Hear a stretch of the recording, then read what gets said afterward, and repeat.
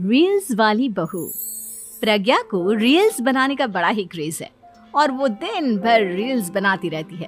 खाते पीते घूमते फिरते घर में कॉलेज में रील्स बनाने के कारण प्रज्ञा पूरे कॉलेज में हाईलाइटेड है।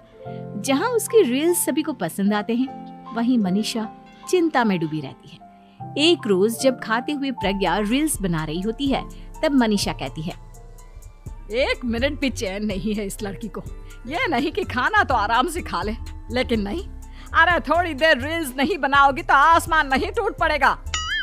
अरे मम्मी, इसी को तो कहते हैं डिटर्मिनेशन। तुम नहीं समझोगी ये सब। भगवान, इस लड़की को सद्बुद्धि दे। जब देखो तब टेढ़ा बाका मुंह बनाती रहती है। मनीषा की बात का प्रज्ञा पर जरा भी असर नहीं होता और वो खाते खाते रील्स बनाती रहती है। दिन बीतने लगते हैं और देखते देखते प्रज्ञा का कॉलेज भी खत्म हो जाता है। आए दिन कोई ना कोई मनीषा को प्रज्ञा की शादी करवाने का सुझाव दे जाता है। सब ठीक ही कहते हैं, प्रज्ञा की शादी कर देनी चाहिए। अपने घर के काम काज में व्यस्त हो जाएगी तो खुद ही ये रील्स और नाच गाना बंद हो जाएगा। मनीषा और प्रेम प्रज्ञा के लिए एक अच्छा लड़का ढूंढने लगते हैं और तभी विकी का रिश्ता प्रज्ञा के लिए आता है, जिसने प्रज्ञा को उसकी रील्स देखकर पसंद कर लिया था। अगले दिन विकी अपने माता पिता के साथ प्रज्ञा के घर पहुंच जाता है और प्रज्ञा साड़ी पहने हाथों में चाय की ट्रे लिए उनके सामने आती है। जब विकी को पसंद है तो हमें भी बहू पसंद है। बहन जी, आप बारात की तैयारी कीजिए। एक बार लड़का लड़की अकेले में बात कर ले तो अच्छा रहेगा। हाँ हाँ, क्यों नहीं।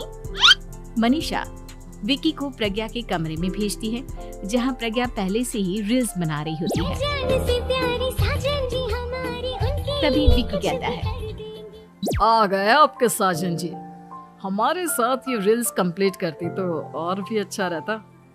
अच्छा जी, अब आ ही गए हैं तो बना ही लेती हूँ आपके साथ। दोनों मिलकर रील्स बनाते हैं। जब वी मीट और तुरंत पोस्ट भी कर देते हैं। फिर विकी कहता है, जब आप साड़ी में चाय लेकर आए तब मुझे लगा कि कहीं मैं गलत घर में तो नहीं आ गया। अब सही है। दोनों की शादी पक्की हो जाती है और शादी के दिन भी प्रज्ञा रील्स बनाने से चूकती नहीं। यहाँ तक कि बारात के समय भी नाचते हुए रील्स बनाती है। सभी लोग प्रज्ञा की तारीफ के पुल बांध देते हैं और प्रज्ञा नाचती गाती अपने ससुराल चली जाती है। सब कुछ अच्छा चल रहा होता है। प्रज्ञा यहाँ भी दिन भर हर चीज की रील्स बनाती रहती है। लेकिन कुछ दिनों के बाद जब सुनीता कहती है, बहू, ये रील्स के साथ साथ कुछ काम भी कर लिया करो। वैसे तुझे और क्या क्या बनाना आता है?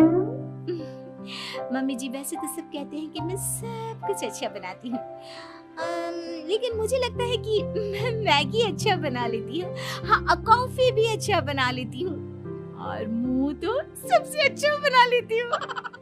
हैं? अच्छा अच्छा।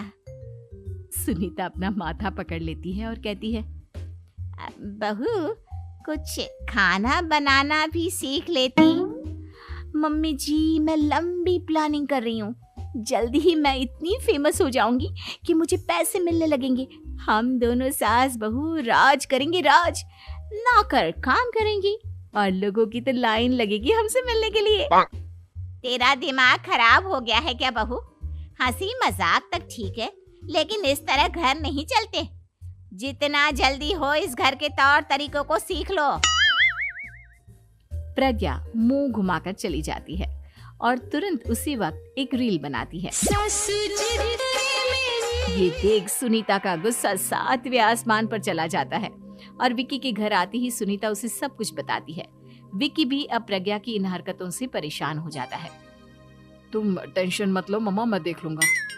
विकी कमरे में जाता है तो देखता है कि प्रज्ञा रील्स बना रही है।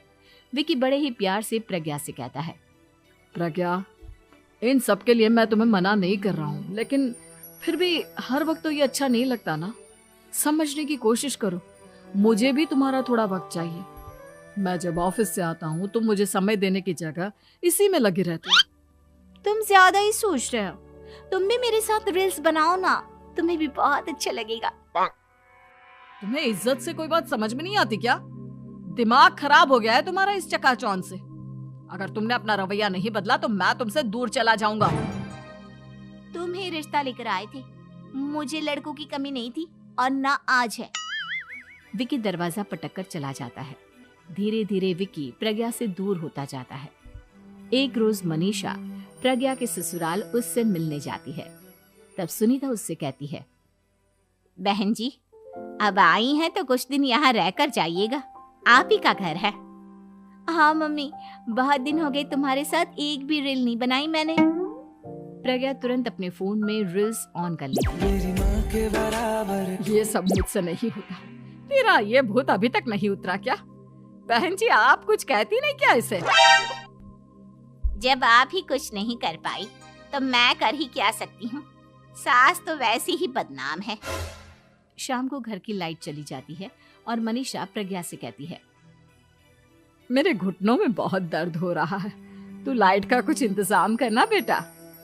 अच्छा, कैंडल जला देती हूँ मम्मा। प्रज्ञा गाते हुए कैंडल जलाती है और खिड़की के पर्दे के पास रख देती है।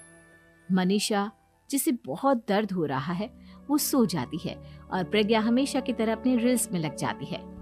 उधर कैंडल की वजह से पर्दा आग पकड़ लेता है और मनीषा के कमरे में आग लग जाती है। बचाओ, कोई है, बचाओ। सभी भागते हैं और विकी कमरे की आग बुझाने में लग जाता है, लेकिन तब तक मनीषा आधी जल चुकी थी। मनीषा की हालत देख प्रज्ञा रोने लगती है। विकी मनीषा को तुरंत हॉस्पिटल ले जाता है और उसे एडमिट कराता है। विकी प्रज्ञा से कहता है, देख लिया ना, तुम्हारे इस नाच गाने की वजह से आज तुम्हारी माँ की जान जाते जाते रह गई। अब पता नहीं तुम और क्या चाहती हो। उधर डॉक्टर कहते हैं, इनकी हालत बहुत नाजुक है, आधे से ज्यादा जल चुकी है। प्रज्ञा रोती हुई मंदिर में जाती है और भगवान के आगे जाकर कहती है, भगवान, मेरी माँ को ठीक कर दो। मैं कसम खाती हूँ, हाथ से ये रील्स बनाना छोड़ दूंगी। बस मुझे मेरी माँ वापस मिल जाए। 2 दिन बीत जाते हैं और मनीषा खतरे से बाहर आ जाती है।